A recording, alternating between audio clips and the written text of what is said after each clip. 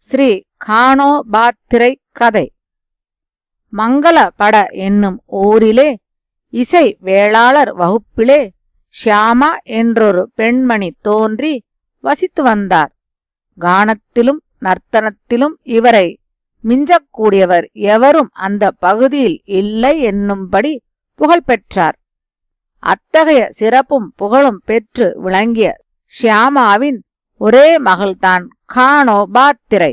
இவள் என்ன மானுடப் பெண்ணா அல்லது விண்ணுலகிலிருந்து இறங்கி வந்த தெய்வமகளா என்று கண்டவர் வியக்கும் வண்ணம் அழகும் தெய்வபக்தியும் இனிமையான இசைக்குரலும் நிரம்பி இருந்தன கானோபாத்திரையிடம். சியாமளாவின் மகள் கானோபாத்திரை தெய்வமகள் என்று ஊரார் கொண்டாடினர். இவளது மனம் எப்பொழுதும் பண்டரிநாதன் திருவடிகளிலே லயித்திருந்தது.